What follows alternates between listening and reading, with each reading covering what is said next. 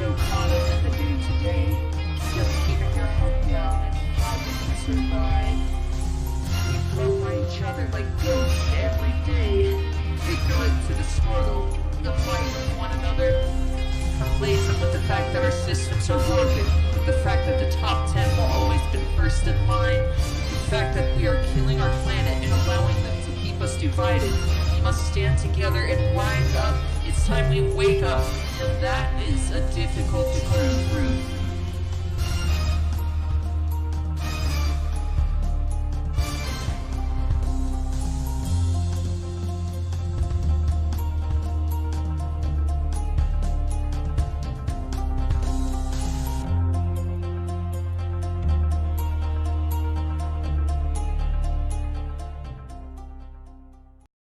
Welcome everyone, my name is Carlos here from ADifficultTruth. Welcome to our Twitch debut, broadcasting live from beautiful South Florida, where the only answer to how's the weather down there is hot. We do have a few things to talk about before we get on to our main topic today, which is social media censorship, particularly when it comes to YouTube, Twitter, all these giant tech companies that are supposedly shadow banning or conservatives and whatnot, and the Trump disastrous social media summit. So before we get started on that, we do have to cover a couple of topics here. Yesterday, actually, a 69-year-old man who is a self-proclaimed anti-fascist was armed and was fatally shot by police after attempting to throwing incendiary devices at an immigration center in Tacoma, Washington. This is coming from the Independent. Officers were called to the privately run prison at around 4 a.m. where the man identified in the local media as William Spronson set a vehicle alight with explosives. Jesus Christ. Okay. So this is exactly why I am so wary of the whole Antifa thing, because this for sure is going to be painted 24/7, plastered on conservative media, saying that this is some radical leftist terrorist, I'm sure. Immigration enforcement raids started yesterday in New York. They tried to implement these immigration raids. We know Donald Trump has been talking about them, then he delayed them, then he continued them, but they attempted to happen, but nothing really fruitful was done because they had no warrants, according to this article here. This is from the Wall Street Journal. Federal immigration authorities attempted raids in at least 2 neighborhoods in New York City on Saturday, a day prior to when President Trump had said immigrations and custom enforcement agents would begin national roundups of people illegally in the U.S. Now, these raids were scheduled to start today in about 10 major cities, maybe more. In New York City, ICE agents went to residents in Harlem section of Manhattan and Brooklyn Sunset Park neighborhood. The person said the agents were rejected by people at the residence because they didn't have warrants, but plan to return at least to Sunset Park tomorrow. Yeah, so the Gestapo is in full force, it seems here. A spokeswoman for ICE in New York said that the agency won't offer specific details related to enforcement operations. As always, ICE prioritizes the arrest and removal of unlawful present aliens who pose a threat to national security, public safety, and border security. Yeah, keep in mind that this is coming from a very rough week. Testimonies from Congress about the conditions in these ICE concentration camps, and the vice president also visiting some of these concentration camps, saying that, hey, it's all good here, nothing to see here, folks. Then when pressed about the overcrowdedness, because there was some press that followed them, he wanted to basically show how the things were at these concentration camps, that everything is not so bad. So he didn't want anything to be touched up or cleaned up. And it's very clear that these people are being packed like sardines. They're being forced to sleep on the floor. Some of them were saying that they weren't getting food or water or anything like that. But Pence said, well, this is to be expected. We have a lot of people, so this is just what happens. I mean, it's just truly disgusting on what's happening at the border. But we're going to move on here. In Louisiana, Hurricane Barry, Tropical Storm Barry, is about to hit or has hit Louisiana. This is after floods have already hit the state. For everyone out there, please be safe. It looks like Louisiana's gonna be underwater yet again. It seems like a rough time for you guys. Please take care. So on to the main story. Today, what I really want to bring attention to is the social media, the disastrous social media summit that Trump held, because he feels that social media, big tech companies are silencing conservatives. I mean, this is just, I've spoken about this before. This is just demonstrably false. There's absolutely no evidence that these companies are specifically targeting conservatives. I'm going to show you a couple of articles from different points of view, so you guys can go ahead and just take a look at them yourselves. I have archived the links, so if you're watching this on YouTube, check the description in the link. Check for the links in the description below. If you guys are listening on SoundCloud, I do apologize. The first podcast that we attempted to do on YouTube didn't allow us for it to be downloaded and transformed into a audio file, but this one most certainly will, and hopefully it'll be a little bit of a smoother process. So for those of you on SoundCloud, thank you so much for your patience, and I apologize. Okay, so let's get into this here. We have a couple of different articles that I want to show you guys here. Just bear with me. Okay. So a couple of different articles, a couple of different videos also that I want to show you guys, just so that we can kind of get the picture of what's going on with this whole social media thing, social media buzz that's going on here. Okay. So the first one is an opinion piece, of course, by Fox. So just so we get an idea of exactly what kind of, what kind of different perspectives we have. So again, I'll leave the archive links if you're watching from YouTube in the description below. Let me just go ahead and, sorry about that, guys. Okay, so this is an opinion piece. Trump social media summit spotlights widespread anti-conservative bias by tech giants. Okay, Donald Trump is America's first true social media president. So of course, I mean, this guy does policy via Twitter. So yeah, so it's natural that he would. So it's only natural that he would convene the first ever social media summit at the White House. I was honored to attend Thursday. Now, let me make a comment here. It's important to note that the only people that were invited to this social media summit were all right-wing fringe personalities, conspiracy theorists, and just nobody from the other side. And most importantly, Google, Twitter, Facebook, none of these people were invited, because if you obviously truly wanted to be fair or even press the issue, is have those people come and say, hey, why are you guys doing this?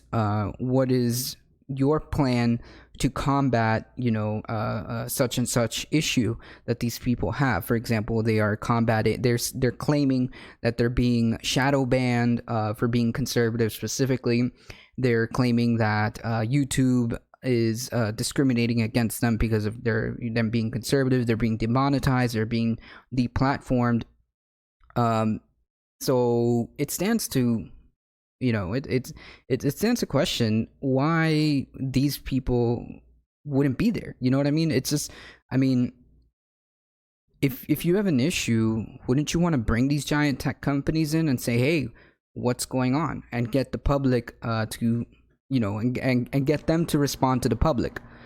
But of course they didn't do that. This is just Trump speaking to his right-wing online base, basically. That's what this really was. With a few details made public before the event, many national news outlets sharply criticized the meeting, just as you might expect virulent anti-Trump journalists would. No, it's not just because it's being anti-Trump, it's just because you're not giving a fair view of the issue. You're just bringing in a bunch of right-wing fringe personalities. Diamond and Silk were there, for crying out loud. CNN, of course, warned that right-wing extremists would invade the White House. The New York Times labeled the attendees at the summit as right-wing social media trolls. Well, they're just, that's pretty accurate, I would say. Vanity Fair even dubbed it a troll convention. Also fair. And NBC News accused participants of spreading false information. This is true. This is very true. NBC got it spot on. You have people from Infowars, which, come on, I mean, Infowars is literally the epitome of fake news. I mean, it's being run by Alex Jones, who sells snake oil. Just the guy sells fake supplements. The guy spreads fake stories, just these ridiculous stories, and has been under fire for such things. For example, he's being sued by the families of the Sandy Hook mass shooting because he claimed that they weren't real. I mean, how is that a lie? It's not. Accused participants of spreading false information. Yeah, that is 100% what happened. You have the guy from Project Veritas, which I did a video on that. James O'Keefe, the founder of Project Veritas, which is a conservative writer and a conservative activist. He was there. He's been accused multiple times from multiple different sources of spreading false information. So this is not this is not fake at all. This guy spends his time cutting up videos and deliberately trying to paint a narrative. I did a whole video on that on YouTube, so I'll go ahead, and if you're watching this on YouTube, I'll put a little card up there so you can take a look at it. But yeah, this is spot on. These people spread false information. You had the other person, Jesus, I forgot the name. They will I'll go ahead and list them out here, because I think his name was, it starts with an A. For the life of me, I can't remember. In one of these articles, it is. This was the person that was spreading the lie that Kamala Harris wasn't a real American black woman. I mean, yeah, these people are super guilty of spreading false information. Anyways. But those so-called journalists were the ones spreading fake news. Why? Because their power is threatened by social media's reach and influence. Social media empower Americans to bypass these traditional gatekeepers with a few taps on a smartphone. As Trump told us in the summit, you communicate directly with our citizens without having to go through the fake news filter. It's very simple. This guy is from Fox. Remember, Trump has called Fox fake news. I mean, what more can you say? As Trump told us in the summit, you communicate directly with our citizens without having to go through the fake news filter. It's very simple. Together, you reach more people than any television broadcast network by far. It's not even close. Now, here's something that I want to point out, and it's going to tie into some of the points that I want to make. He is actually he's actually right and correct in the sense that independent creators we reach independent content creators, especially the bigger ones, whether you're on the left or right, that doesn't really matter. These people on YouTube, these independent content creators on YouTube, reach millions and millions and millions and millions of people, far more, and they were preferable to mainstream news. Most people are switching over to that. YouTube used to be a haven for independent creators, independent media. So he is actually right. We do. I consider myself an independent creator, even though I'm just literally a grain of salt in the ocean. But I still consider myself an independent creator. These larger independent creators reach more people. I mean, one video will get thousands of more clicks, thousands of % more clicks than any of these legacy media posts. So yeah, it's not even close. This is actually true. Amazingly, attendees at the social media summit, though their personality accounts and organizations reach more than 500 million people around the world. It's an astonishing number, and one of the reasons I'm glad Trump struck a celebratory tone at the summit. Yeah, the overwhelming majority of summit participants, about 250 digital leaders, social media influencers, and members of Congress, aren't trolls, and certainly aren't extremists. No. Here is where this is wrong. These people are extremely right-wing, extreme right-wing commentators. There is nobody on the left or anything like that, and certainly aren't extremists. They are. Keep in mind the kind of stuff that Gorka says, Charlie Kirk says. Those people were invited. The people from Infowars say, I mean, come on. But branding us as such serves a purpose to undermine our credibility. Your credibility, I can't speak, has been shot when you start spreading false information. You are the fake news, as Trump claims. So that's why you get branded that way, because you're spreading BS all over the place. I mean, it's just obvious. And in the age of information, it's very easy to fact check you. I mean, these right wing channels, PragerU was invited, the Heritage Foundation, which is a right wing think tank. These people spread misinformation all the time. I mean, there are a bajillion videos debunking PragerU. They're just there to spread misinformation. Project Veritas, there to spread misinformation. Infowars, there to spread misinformation. So yeah, you have no credibility. Sorry. What I saw at the social media summit were freedom-loving Americans who believe deeply in the principles articulated in the First Amendment. Okay, let me stop right there. Okay, even though I don't agree with what's going on with YouTube, Twitter, or all these social media tech giants, we have to understand that this is their playground. This is their sandbox. They get to choose who plays in it, and they have specific terms of service. I mean, if you break these terms of service and they catch you, they have the right to ban you. So that is the issue, you know. Let me see here. Sorry about that, guys. Okay. It's not that difficult of a concept to understand. The issue becomes when you start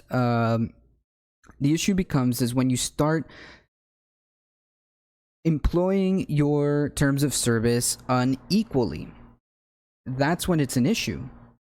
I mean, if you say that the rules are you cannot target somebody for their I don't know, their sexual orientation, gender, religion, or whatever, then yeah, you will get banned if you target them for that purpose. For example, Steven Crowder. The guy started targeting Carlos Meza because of his sexual orientation, and then he got demonetized. It's not because they were trying to silence a conservative. The issue is that they don't apply this terms of service equally. So that's a fail on YouTube's part. And they don't always punish people. They punish the incorrect people as well. There's a lot of left-wing channels, progressive channels that got punished for no reason as well. So this isn't just an issue on conservatives. That's where I'm trying to get at, and I will close this argument with that. Okay, so there's no question that some attendees push the limits and engage in behavior I don't support. Interesting. But they're doing something truly American, exercising their free speech. Yeah, you can have your free speech. You don't have to do it on YouTube. You can just go to a different platform if you want to espouse racist, homophobic stuff. But they're doing something truly American, exercising their free speech, and they're doing it through transformative power of social media. No one has benefited more of social media than Trump himself. His use of Twitter allows him to communicate directly with the American people, bypassing hostile journalists who put their own spin on it, just like you're doing right now. He has been able to wrest control away from the mainstream media with a single tweet. You are the mainstream media. This is why this article is such... Anyways, we hardly do press releases anymore, Trump said, explaining his communication style. People don't pick it up. It's me... It's me, same. If I put it out on social media, it's like an explosion. Whatever that means. I didn't understand a single word of that quote from Donald Trump. Supreme Heretic says, welcome to the stream, by the way. Says, I feel like we're gonna have a bruh moment here. Look, I kind of agree. I mean, in fact, I'm moving to Twitch because of this whole social media thing, but I'm gonna just, get into the whole thing here. Okay. Although Twitter gets its most attention, Trump and conservatives are also having success on platforms like Facebook, Instagram, or YouTube, where increasing numbers of Americans get their news. So, hold on. So, they're being shadow banned. They're being silenced, but they're also having success on platforms like Facebook, Instagram, and YouTube. Which one is it? Which, by the way, Facebook is number one when it comes to spreading around conservative media. So, I don't know what the heck they're talking about. This is why concerns about bias and censorship from those who run tech giants are so important and worrisome. Here we go. At the Heritage Foundation, again, this is a right-wing think tank, where I serve as vice president for communications and executive editor of the Daily Signal, we have sometimes found our content removed by social media companies because probably it's nonsense. Fortunately, we successfully used market pressure to reverse those poor decisions. Last year, for example, Facebook removed a Daily Signal video of a pediatrician warning about the dangers of puberty blockers for children. The video skyrocketed to 70 million views at a staggering pace, and then suddenly it was gone, disappeared entirely from Facebook watch page.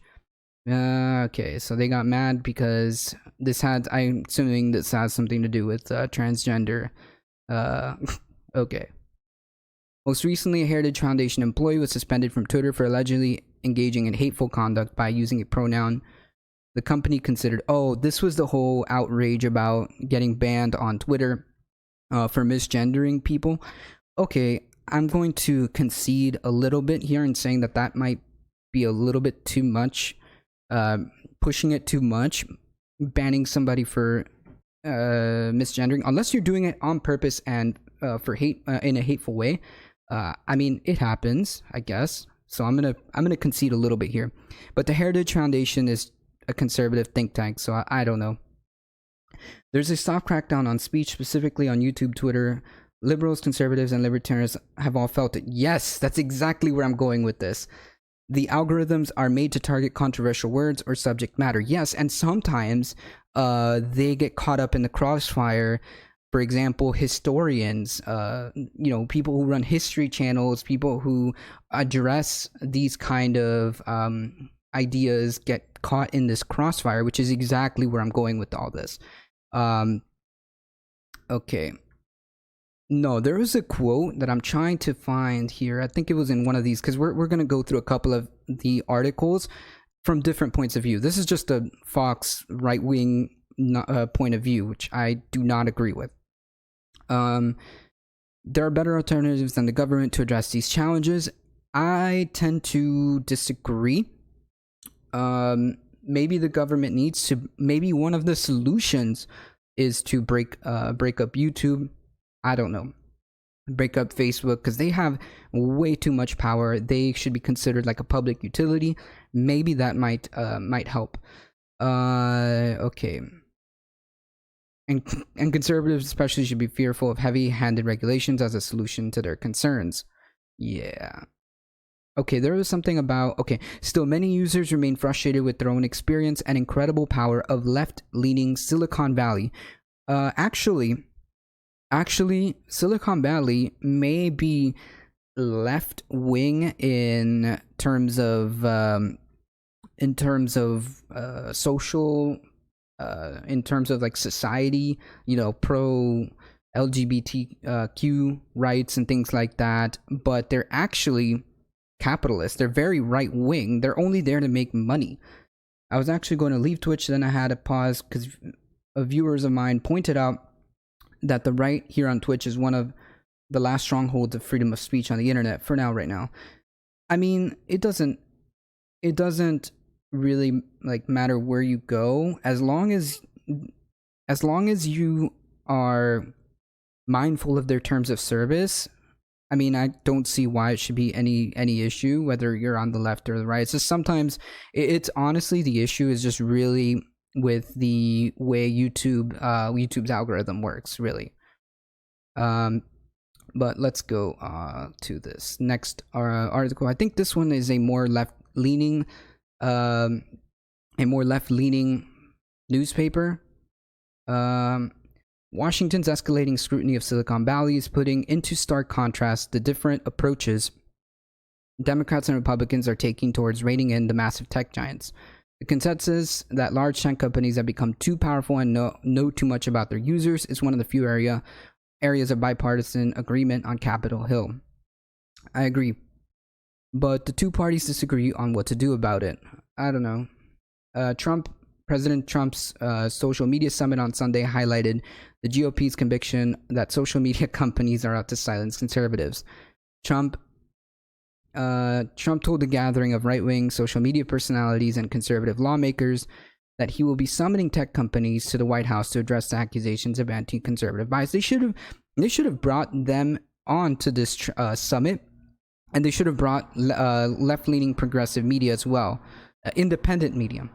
We have a terrible bias. We have censorship like nobody has any understanding, or nobody can believe. Of course, Trump is usually his usual hyperbole nonsense. We have Democrats see little evidence to back up the GOP's fears because it doesn't exist, and are instead focused on antitrust investigations into the market power of Silicon Valley giants. I may agree. They are also pushing for tougher privacy regulations to rein in unfettered data collection. This is specifically for Facebook. I totally agree. The amount of power that Facebook has is ridiculous. The different approaches will be on display next week when 4 of the largest tech companies will be here before the House Judiciary Antitrust Subcommittee to defend their market power. At the same time, on the other side of Capitol Hill, Google's Vice President of Public Policy will testify about accusations that the company is censoring conservatives before Senate Judiciary Subcommittee led by, of course, Senator Ted Cruz. Okay. Cicelyne, this is interesting. Cicelyne, who is collaborating with Republicans on the investigation, says that Republicans' claims of anti-conservative bias are questionable and threaten to overshadow the issue in Silicon Valley that he believes deserve the most scrutiny. I don't think there is evidence to support them, Cicelyne told The Hill, and they do, I think, interfere with really important investigations that relates to the dominance of these technology platforms, the anti-competitive behavior, and impact on competition. I agree. I think those are the serious issues that are present in the digital marketplace that we ought to be focusing on, not some made up notion about conservative bias, which they have no evidence to support. That is true. So now we're going to move on to the next article. This is more on like reining in the tech giants. Okay, this is the other side. I have two more like left leaning articles to get, you know, both perspectives. So I gave you the Fox perspective. Now let's see what the other side, how the other side paints it. President Donald Trump kicked off his Thursday morning by doing what he does best, tweeting. Amid a sea of missives which range from attacks on the fake news media to the Mueller report, he said it would be a big and exciting day at the White House for social media. You mean right-wing media. It was all a lead up to his administration's first social media summit, an event that was announced back in June. Despite being billed and took place yesterday, despite being billed as a summit about social media, though the Trump administration didn't invite anyone from the two biggest players in the space, Facebook and Twitter and YouTube. Instead, it brought together the people who were under the impression that these tech giants are censoring conservative voices on the internet. I mean, for crying out loud, they had Diamond and Silk out there. I mean, this is just so dumb. A big subject today at the White House Social Media Summit will be the tremendous dishonesty, bias, discrimination, and suppression practiced by certain companies, Trump tweeted. We will not let them get away with it much longer. While Trump didn't mention Facebook and Twitter by name, it's not hard to figure out who he was referring to by them. After all, he's continuously accused both companies of anti-conservative bias, going as far as to claim that Twitter was shadow banning members of the Republican Party last year. That conspiracy theory, however, has been debunked repeatedly. I agree. The company said it wasn't hiding conservative figures on purpose from its search results. Once the issue was brought to its attention, it was quickly fixed. At the time, Twitter said the reason why names of certain Republicans weren't auto-populating in search, which is what Trump and others refer to as shadow banning, was simply a side effect of a change it's made to its behavior-based algorithms. Still, that hasn't stopped Trump from going after Twitter. Just a couple of weeks ago with the so-called social media summit, he claimed that Twitter was keeping people from following him. Oh, this is the quote. Okay. Oh man. If you look at Twitter, I have millions and millions of people on Twitter, and you know, it's a very good arm for me. Propaganda arm. Got you. It's great social media, but they don't treat me right, said Trump in an interview with Fox News. And I know for a fact, I mean, a lot of people try and follow me, and it's very hard. I have so many people. This guy has so many people going up to him. This is just beautiful. I have so many people coming up to me. They say, "Sir, it's so hard. They make it hard to follow. What they're doing is wrong and possibly illegal." So the claim is that many people, a lot of people, so many people have come up to President Trump. They just walk up to him and they tell him personally that it's just so hard to follow him on Twitter. This is just laughable. In a meeting with Twitter CEO Jack Dorsey earlier this year, Trump reportedly spent a significant portion of it complaining about the service deliberately removing a number of his followers. Sometimes the company has said it can happen as a result of purges of bot and spam accounts. I have a Twitter account for my gaming for my gaming Twitch channel, and I lose followers all the time. So yeah, this guy's BS. But those explanations haven't mattered to Trump, and his social media summit was really just about continuing to push the rhetoric that Twitter and Facebook are anti-conservative. Yeah, that's really what it was. Today I'm directing my administration to explore all regulatory and legislative solutions to protect the free speech rights of all Americans. Trump said in a tweet after the event, "We hope to see more transparency, more accountability, and more freedom." Again, this is what people have failed to remember, is that this is their playground. They get to choose who is in their sandbox. Unfortunately, they've grown so big that it's become an issue, and they need to be regulated, although I don't know how that will fit in the conservative world where they're super anti-government. They want government to be as little involved as possible, but they want more expansion of government when it benefits them, I suppose. Okay, that's the guy. Ali Alexander, who's a right-wing conspiracy theorist who's spreading the rumor that Kamala Harris is not an American black. A guy from the Gateway Pundit. A guy named Carpet Donktum, who describes himself as an eternally sarcastic meme smith, specializing in the creation of memes to support Donald Trump, which is, by the way, how the right works.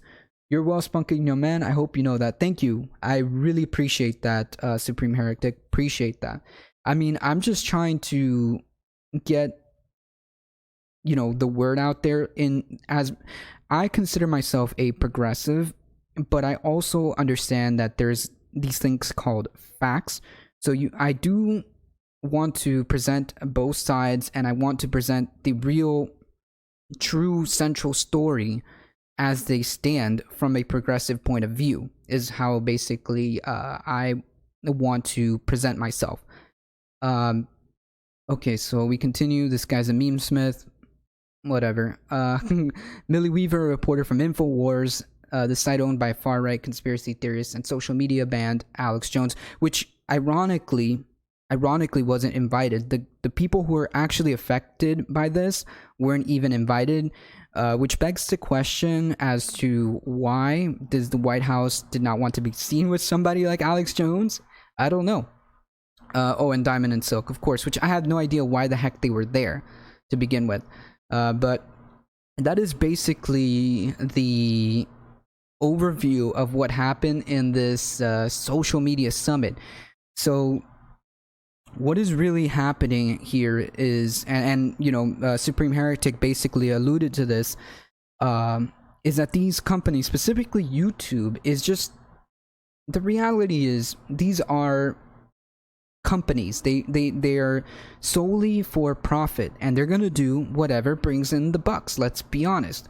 YouTube used to be a place for independent creators, independent media, specifically for news and politics. Now it's going to turn into cable news. They would much rather suggest a Fox News clip or a CNN clip than suggest another independent creator. This is demonstrable very easily. I mean, I have subscribed to an independent channel, and then I have been unsubscribed, and then I hit subscribe again, and then I go back to check later on, hours later, and I'm unsubscribed again. So there's clearly an issue at YouTube with their whole algorithm or whatever it is that's going on here that's affecting everybody. I'm a centrist right, so I fundamentally disagree with the progressive platform in many ways. However, I'm a staunch constitutionalist, free speech advocate, and I try to frame discussions in such a way that I consider all points of view as well. Because the reality is, if you think that you're too far left or too far right, that doesn't get anyone anywhere. I mean, right now we are moving into I believe, in my opinion, into a too much far right direction. So we kind of need to bring it in, and sometimes that's gonna take a little bit of far left ideas to push the overtone to the center. The reality is there's certain things that are good about pushing things to the center, because you can't be extreme on one side or the other. I agree with most of the progressive platforms, simply because I just think that we, as the best country in the world, should be able to do more. I mean, I think we can do more, and some of the progressive platforms push for these ideas, like for example, Medicare for everybody. I mean, it's just something that makes sense and something that we should be pushing for. We may not get exactly Medicare for all, but if we can push for a system that gets people healthcare coverage and doesn't bankrupt people, which is just the economically sound thing to do, just speaking from logic, you should move towards a platform like that. Even if it's not 100% Medicare for all, exactly, it's just abundantly clear that there's things that need to be changed and things that need to be fundamentally improved, is how I see things. But let me just show you a clip of this guy, Sebastian Gorka. Oh God. And then I'm going to show you the whole point of today's topic, which actually a independent progressive talk host, show host, or whatever. His name is David Pakman. This is where I first really understood what was going on with YouTube and stuff like that, and he makes a very, very good point about it. So I'm just going to show you a quick clip of what exactly is going on here. I mean, this guy is just crazy. So this is about, I think he didn't take any questions from the press, so Gorka started screaming at some of the press corps for some reason. Don't be sad. Don't be sad.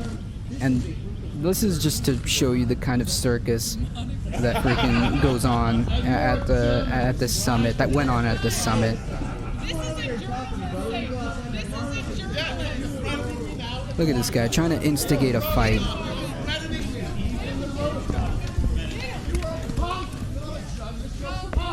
You're a punk. And then these people cheer him on like it's all good. I mean, why would you cheer on this like violence or like trying to instigate this? This is just nonsense. But anyways, let me show you the clip that I got here. I feel like we're in a culture war, and the extreme way of our entertainment, news, and even video games have forced identity politics into their art as the focus instead of their source material. Sometimes that may be true. Sometimes that may be true. Sometimes specific. I mean, I know that video games is a whole nother world, but sometimes the minority of that is allowed voice, and it seems like there's a lot of developers pushing ideology or whatever instead of just focusing on video games. So I mean, there may be some truth to that, but I think it's just a very vocal minority. And I am one that, look, I just want to play video games to play video games. I want to have fun with my video games. So I don't know. Sometimes I will critique the what is considered, I guess, left for being overly PC, and sometimes the left does get things wrong, and it's absolutely important that it tightens up and we call out when things are wrong, both on the right and the left. So yeah, that's how I feel about that. So this guy, David Pakman, he's like a progressive guy. I'll leave, again, if you're watching this on YouTube, I'll leave a link to this clip here. So he actually got somebody to give him a analysis of the recommendations of YouTube, and we see that just how things are shaping up, with TV and cable channels skyrocketing as independent creators. And this is not just an analysis on left-wing progressive independent media. This is an analysis on news and politics channels in general of YouTube. So as the time goes by of this year, the amount of recommendations from legacy media just skyrocketed almost proportionally to the decline of independent media, again, whether it's left or right wing. This is just insane. That's what really needs to be talked about. It's not the fact that YouTube is targeting conservatives. It's not the fact that Twitter is targeting conservatives. It's the reality that these companies are getting too big, and it's clear that independent creators are just going to get crushed. And then we're going to talk about solutions to this issue. So let's just hear what Mr. David Pakman has to say. This is not a channel-by-channel analysis. This is the aggregate of hundreds of the major news and politics channels on YouTube, okay? Right. This analysis includes all YouTube channels with 10,000 or more subscribers that have 30% or more of their content as U.S. politics or U.S. cultural news and commentary. What you saw in the early part of the year is that there was a sort of balance. Around 40 to 50% of YouTube's news and politics recommendations were to independent channels like mine, and about 40 to 50% of YouTube's news and politics recommendations were for what we call TV cable legacy media that have YouTube channels. This includes CNN and Fox News and MSNBC. And then you see that at the end of March, and more acutely even at the end of April, beginning of May, that even 50-50 split imploded. And lately, 75% and climbing of YouTube's recommended news and politics views are legacy corporate TV cable channels, while only about 24.5% and dropping of the recommendations are left for all of the independent channels to split amongst ourselves. So it's really important to understand there are way fewer big corporate cable TV YouTube channels. So when the few when the few corporate and exactly that's where he was getting at. The few corporate media channels don't have to split that many viewers versus independent creators are. There's a bunch of independent creators out there on YouTube, and they have to split that 24%, which is insane. It is absolutely insane, and more and more this is happening. So I completely believe that this is exactly the situation we're in. Now, some of the solutions can include, as Supreme Heretic is saying, an actual viable platform where people can discuss their ideas or whatever, that is separate from YouTube but can compete with YouTube, because that's the issue. YouTube is just so big, Facebook is just so big, Twitter is just so big. We just need something. We need an alternative that is viable, because yeah, we can go on to another there are other platforms, but they're just not as big, and they're just not as viable, and so independent creators don't have the incentive to go to those other platforms. That's just reality. So maybe, like I said, government might have to step in and break these guys up, or dub them public utilities, something. The other thing that we can do is, in the meantime, we can start fighting this nonsense by start clicking on every time you get a recommendation for legacy media. Because look, literally the third video down is legacy media. I get an MSNBC clip here. I get an MSNBC clip. Now this, which I think this is like a big media.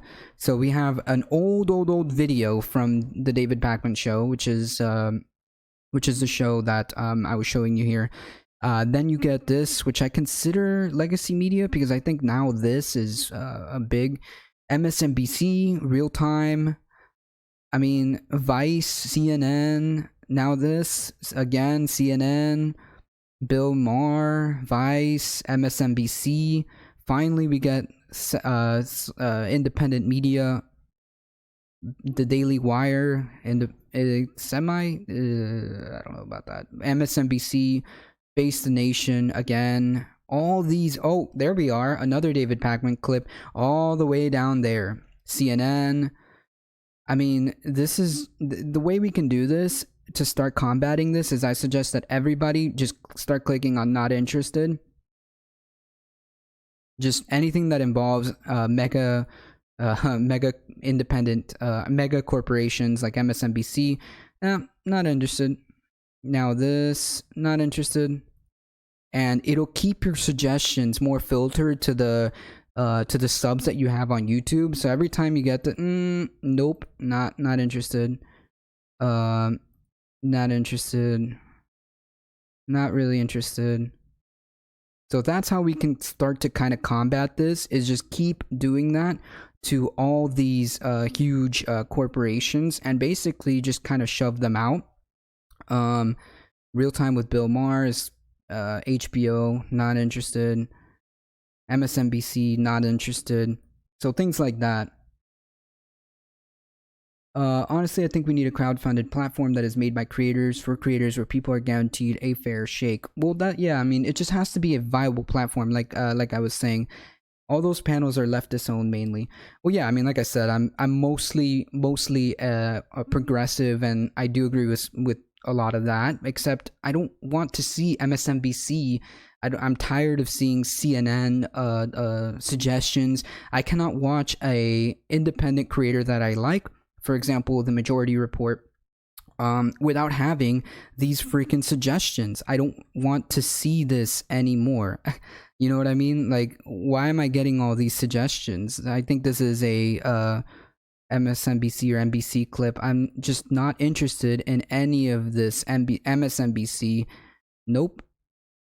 MSNBC, nope. Like, just more, all this corporate media is just keeps showing up in my suggestions every time I want to watch an independent channel.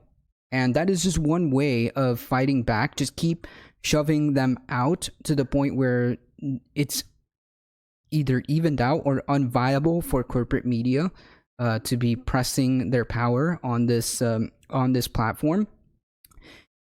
I mean, and keep pressing government to do something about this. You should research globalism, one world government, UN Agenda 21, and look at the patterns of how society is headed that way. It's pretty scary. Will likely be an independent, cease to be an independent. Well, I don't know. These are I know about globalism, one world government, new world order, UN Agenda 21, all that, but I don't know if that's how it's going to end up being. It's very hard to tell that that's even like possible. I don't know. That's just my opinion. I don't know if that's even like a thing. I think what's his name has been pushing something like that. Alex Jones has been pushing something like that. I mean, look, all these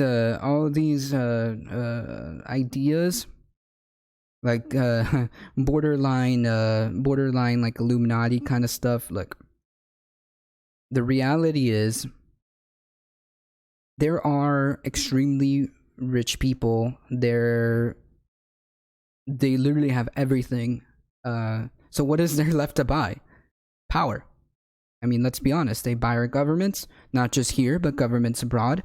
That's literally the only thing they have left. When you have billions upon billions upon billions of money, of dollars, what do? You buy power. That's literally it. You buy power. That's just my take on it. But yeah, definitely the things. Yeah, exactly. It's just there's no real conspiracy theory. There's no real hiding. There's no real like this whole like shadow government. There's nothing of the sort. It's just, I mean, power. I mean, money buys power, and when you have billions of dollars, you end up just buying your government. That's all. That's literally all it is, and cement your power.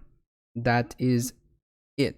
I mean, there's no hiding. There's no secret agenda. It's very out there, in my opinion.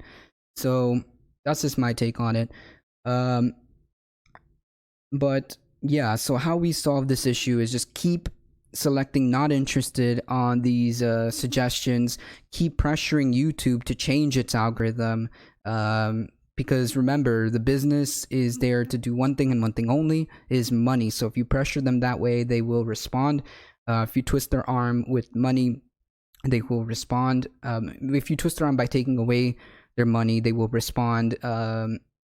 Keep pressing for legislation to either restrict, to break up, or to designate these guys as public service, or to continue having public hearings to hold them accountable. Anything that we can do to kind of pressure our government will end up affecting this in some way, shape, or form. That is my take on it, guys. But unfortunately, that is all the time I have today. Thank you so much for joining this hour's episode. Really appreciate Supreme Heretic for stopping by. Thank you, man. Thank you. And I do these live streams every Sunday around noon. So make sure you guys follow. I'll leave all the links in the channel section. You can also follow me on Twitter, on Facebook, all that good stuff. Again, I'll leave all the links in the channel section. You can subscribe to the YouTube channel. So also, I just want to point out one more thing. Thank you. I enjoyed talking with you too, Supreme Heretic. If you guys want to do something for a good cause, even though we differ opinion, keep up the good work thing. But see, isn't that amazing? Isn't that amazing that even though we differ in opinions, we have different points of view of the world, we can actually have a civilized conversation? Isn't that awesome? I wish more of this happened, and sharing of ideas, and basically not have to just sling mud at each other. Isn't that awesome?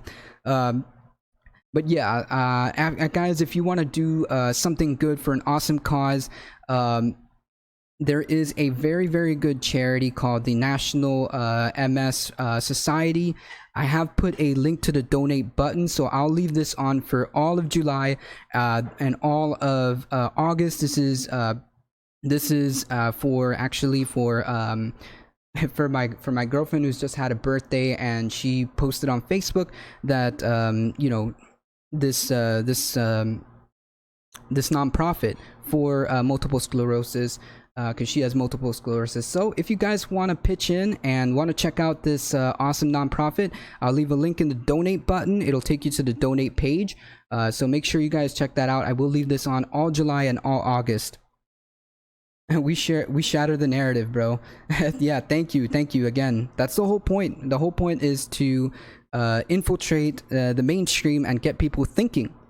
We may not ever agree, but it gets people thinking, and that is the whole point, guys. Again, thank you so much for joining, and I will see you guys in the next stream. See ya!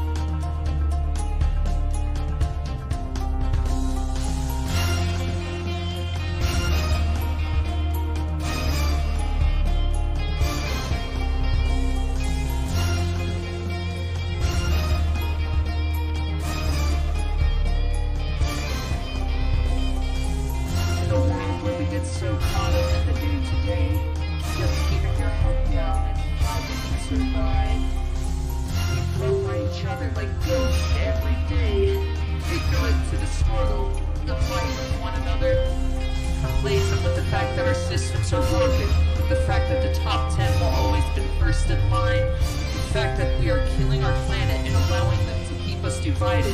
We must stand together and rise up. It's time we wake up, and that is a difficult truth.